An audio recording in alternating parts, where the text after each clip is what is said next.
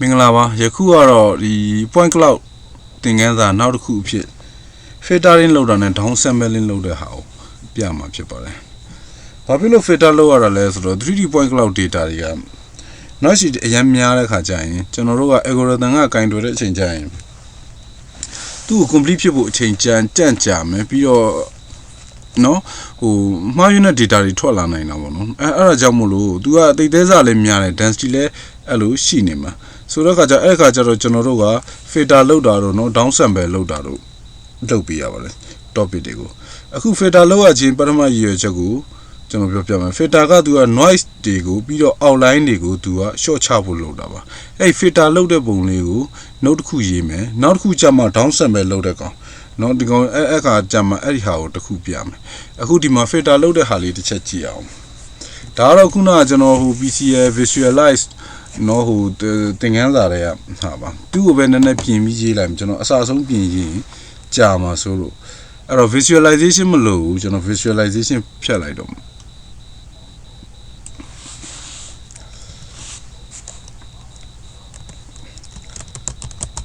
include PCL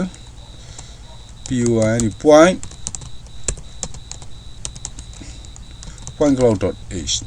နော်ပြီးတော့ conversion ပါပြီပြီးတော့ point cloud to sensor message ပါပြီအခုကျွန်တော်တို့ filter လုပ်မှာဖြစ်တဲ့အတွက်ကြောင့် noise တွေ short ချမယ် outline တွေ short ချမယ် filter လုပ်ပြင်မယ်เนาะဒီ point cloud topic ကြီးကိုဆိုတော့ခါကျတော့ကျွန်တော်တို့က filter လုပ်မဲ့ကောင် algorithm လုပ်မယ်အဲ့တော့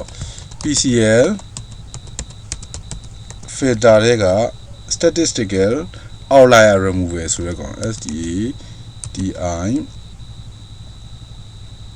STICAL outlier out LIER နော်ဒီ algorithm နဲ့လုပ်မယ်ဟုတ်ပြီဒီမှာ cloud handler ဆိုဒီမှာဒါဆိုကျွန်တော်တို့ class name ကိုပြင်လိုက်တော့မယ် control h cloud handler ရတယ် cloud handler ပဲထားမယ် class name ကိုနော် cloud handler ပဲထားမယ် spin ဟုတ်ပြီ main ကတော့ပြင်စရာမလိုဗျဒီပုံတိုင်းဆိုကဲကျွန်တော်တို့ product ကိုကြည့်အောင် product မှာ no handle ရှိတယ် subscribe လုပ်ပြီးကျွန်တော်တို့ publish ပြန်လုပ်ပြီးမှာ visualize လုပ်မှာမဟုတ်ဘူးအဲ့တော့ဖြတ်လိုက်မယ်ဒီကောင် publish ရပေါ့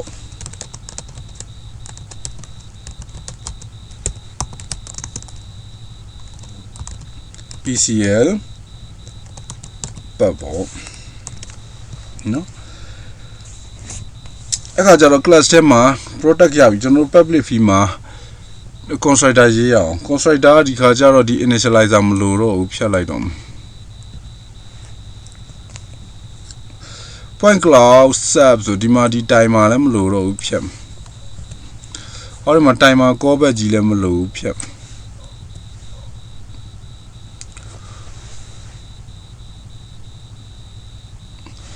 ကျွန်တော်ဒီကောင့်ကို save as အရင်လုပ်ဖို့မေ့သွားတယ် save as က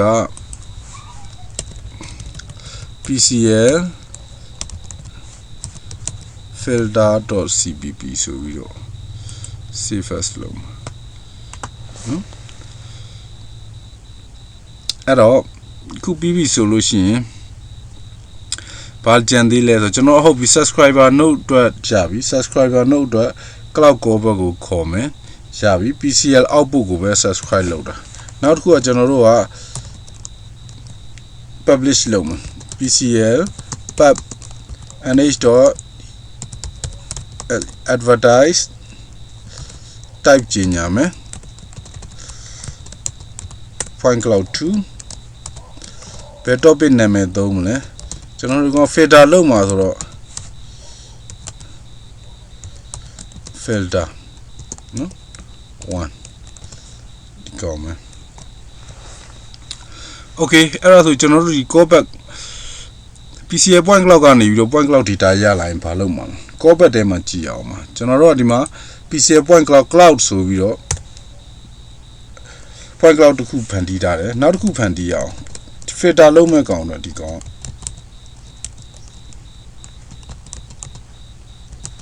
point cloud PCL point HYZ cloud filter ပေါ့ filter လုပ်ပြီးသားเนาะ filter လုပ်ပြီးသား cloud sensor message ယူမယ် sensor message က output တစ်ခုယူအောင်ဖြတ်လိုက်တော့မယ်ဒီကောင်ကို sensor message ထဲက point cloud 2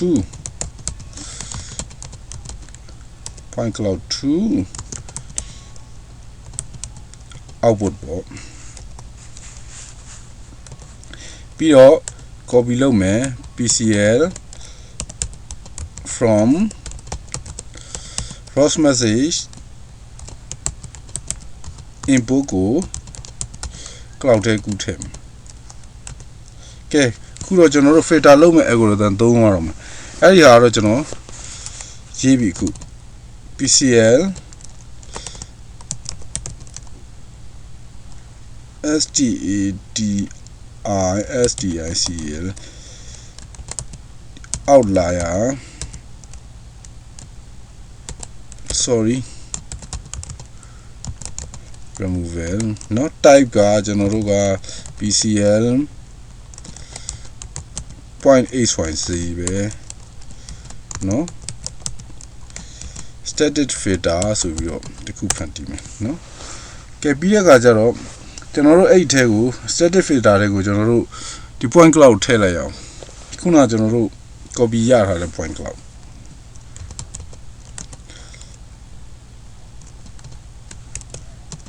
set import point cloud input import cloud import cloud เนาะထုံးစံနိုင်မယ် cloud.share make share ပေါ့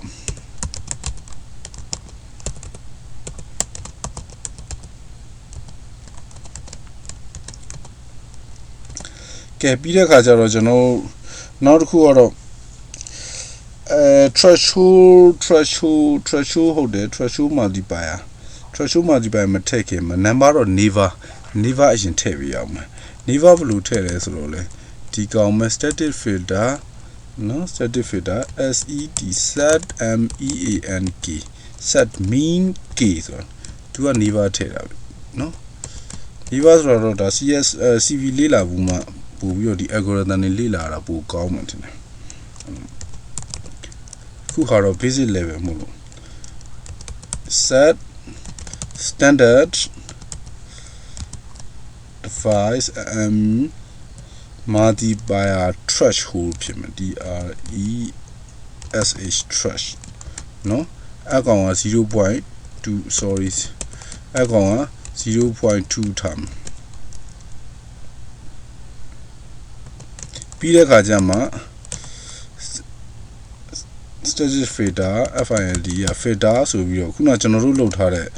ဒီ cloud filter တွေကိုကူးထည့်လိုက်မယ် cloud filter တွေကိုကူးထည့်လိုက်မယ်နော် cloud filter တွေကိုကူးထည့်ပြီးဆိုခုကျွန်တော်တို့ကဘာပြန်လုပ်အောင်မလဲ ROS message ပြန်ပြောင်းပေးအောင်ကျွန်တော် publish လုပ်မှာကို filter လုပ်ပြီးသား topic နော် point cloud အနေနဲ့ publish ပြန်လုပ်မှာ to ROS message နော် cloud filter output ပြီးမှ publish လုပ်လိုက်မယ် PCL pub.publish publish output ဒီဟာတော့ဒါပဲကဲတော့ point cloud အကြောင်းဒီထက်ပိုသေးစိတ်ကိုဟိုလေ့လာသင်ပါတယ်ပြီးသူ့ algorithm တွေအကြောင်းပေါ့ကျွန်တော်တို့ဒီဟာကိုတေချာရှင်းပြနိုင်ဆိုကျွန်တော်တို့ ကိုပဲလေ့လာတာမဟုတ်ဒါပေမဲ့သက်ဆိုင်လာပြီဆိုတော့ခါကျတော့လေ physics လောက်တော့လေ့လာတော့ပဲအခုထွက်လာမဲ့ result က perfect တော့မဖြစ်သေးဘူးမဲ့ဒါပေမဲ့ဒီကျွန်တော်တို့ဘယ်လောက်ထိ noise တွေကို short အောင်မလဲဆိုတာကိုလေ့လာလို့ရတာပေါ့နော်ပုံမှာဘာကွာသွားလဲဆိုတော့ကျွန်တော်ကြည့်လို့ရတာပေါ့ပြီးနောက်တစ်ဆင့်အနေနဲ့ down sample လုပ်တဲ့အတွက်လည်းဒီအဆင့်က ready ဖြစ်ပြီးသားဖြစ်သွားမှာပေါ့ကဲအဲ့တော့ကျွန်တော်တို့ save ပြီးတော့ကျွန်တော်တို့ make လုပ်ကြည့်အောင်နိကျွန်တော်ခုန PCL read ကိုပြင်လိုက်မိတယ်ထင်တယ် okay ခုနတော့ error တက်သွားလို့ဗျာဒီမှာ threshold မှာ h ကျန်ခဲ့တယ်ဒီဟာပါပဲကျန်တာတော့အမှားမရှိပါဘူးအဲ့တော့ကျွန်တော် program run ကြည့်အောင် PCL output ကိုယူမယ် PCL filter ကိုထုတ်ပေးမယ်ပေါ့နော် အဲ့တော့ကျွန်တော်တို့ကြည့်အောင်အဲ့တော့ဒီကောင် visualize ကို note နှစ်ခုဖြစ်အောင်ကျွန်တော်တို့နောက်တစ်ခါစေးလိုက်အောင်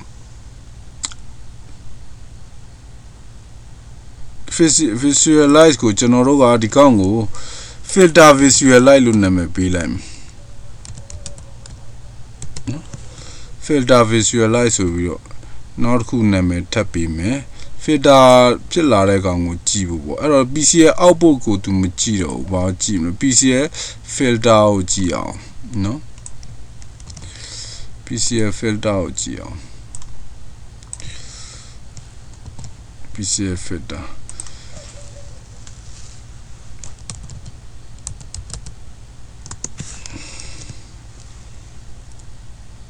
PCL filter ကိုကြည့်မယ် PCL visualize ဒီကောင်မှလည်း filter ထည့်လိုက်မယ် unique ဖြစ်ရမှာ哦 C++ ရေးတာတခုလို့ဆိုခဏခဏပြန် mail လုပ်ရတယ် Okay အဲ့ဒါဆိုကျွန်တော် run ကြည့်အောင် ROS ကိုတော့ run မိသားဆိုတော့ ROS cd PCL goes တဲ့ကိုသွားမယ် data ထဲသွားပြီးမှ node ကို run လိုက်မယ် PCL goes တဲ့က PCL read လာမသိ PCL read ကို run လိုက်ပြီဟုတ်ပြီ run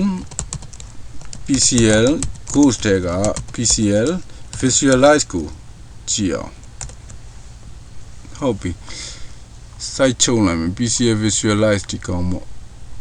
ကျွန်တော် filter visualize ကိုကြည့်အောင်အဲ့ကောင်တော့ကျွန်တော် note တစ်ခုရေးထားတယ် sorry ဗျာ note ရေးပြီးတော့ကျွန်တော်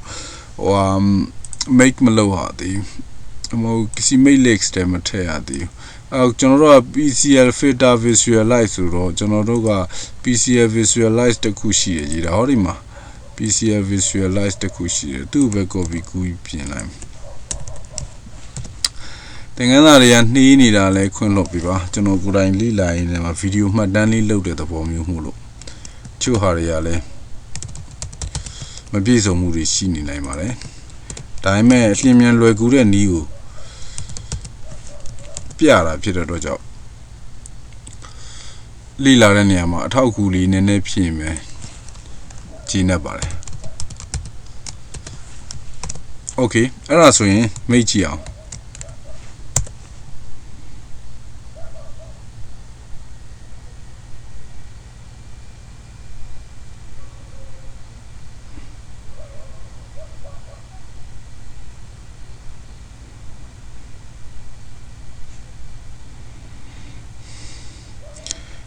ဒီ PCL ကိုဘာလို့ကျွန်တော်ကဒီမှာ make လုပ်နေတော့ပြောရမှာဆို PCL ဘာလို့ကျွန်တော်အခုပြန်ပြီးတော့ exercise တဲ့ဘာလို့ပြန်ထည့်ရလဲဆိုတော့ object recognize pick and play လုပ်ရင် PCL သုံးပါဗျာကျန်တဲ့ computer vision ဘက်ကဟာတွေကတချို့ဟာတွေကလည်းသုံးလို့မရဘူးတချို့ဟာတွေကလည်းတအားကြီးအဆင့်မြင့်มาပြီးတော့ဟိုကျွန်တော်တို့နောက်ထပ် computer vision ကိုတီးတန့်လေ့လာမလို့ဖြစ်နေလေ့လာမှာပဲဒါပေမဲ့ပေါ့နော်အဲ့လောက်ကြီးမြန်မြန်ဆန်ဆန်ကြီးဟိုအသုံးချဖို့ဆိုတာမဖြစ်နိုင်သေးဘူးသူ့ကိုအရင်လေ့လာမှာဆိုတော့လောလောဆယ်ဒီ point cloud နဲ့ကျွန်တော် object detection ကိုကျွန်တော်စမ်းချင်တာမို့လို့အခု point cloud သင်ခန်းစာကိုကျွန်တော်ပြန်လုပ်တာဖြစ်ပါတယ်အဲ့တော့ PCL visualize တစ်ခုထွက်လာပြီ filter visualize ဆိုတဲ့တစ်ကောင် visualize filter ကိုဖွင့်ကြည့်အောင်အိုးအော်ဒီမှာဘာမှမထွက်မလာဘူးခဏလေးကျွန်တော်ပြန်ကြည့်လိုက်မယ် Okay ကျွန်တော် filter လုပ်တဲ့ node ကြီးကိုမ run ရသေးလို့ပါအခု PCL ကို PCL filter node ကို run လိုက်ဒီကောင်ဒီခုန topic ကိုယူမယ် PCL output topic ကိုယူမယ်ပြီးတော့ PCL filter topic ကိုပြန်ထုတ်ပေးလိုက်မယ်ဒီကောင်ကတော့ PCL filter topic ကိုကြည့်မှာပေါ့ view ကြည့်မယ်ကောင်ပေါ့ပုံတစ်ခုပါကွာလဲပြချင်မှာဒီမှာဆိုဒါဒီကောင် filter လုပ်လိုက်ပြီ filter လုပ်လိုက်တော့ကဘာဖြစ်သွားလဲဆိုတော့သူ noise ကြော့သွားတာပေါ့ဗျာတကယ်တော့ကောင်းမွန်တဲ့ reset ရတာတော့မဟုတ်ဘူးဒါပေမဲ့ကောင်းမွန်တဲ့ reset ရဖို့ဆိုရင်တော့ဒီလိုပဲကျွန်တော်ခုန threshold တွေကစားရမယ်ဒီလိုမျိုးပေါ့နော်သူ algorithm ကိုကျွန်တော်တို့သုံးချင်တဲ့ application နဲ့ match ဖြစ်အောင်တော့ကိုဟာကိုချိန်ညှိတဲ့ဟာလုပ်ရမှာပေါ့နော်ဒါကတော့လုံနည်းကိုပြတဲ့ဟာသာလင်းပါပဲနောက်တစ်ခုကတော့ down sampling ဒီကောင်နဲ့တစ်ဆက်တည်းပဲဒီ filter လုပ်ပြီးတဲ့ topic ကိုကျွန်တော် down sampling တစ်ခေါက်ပြန်လုပ်မယ်ဆက်ပြီးတော့အားပေးပါဦးလို့ကျေးဇူးတင်ပါတယ်ဗျာ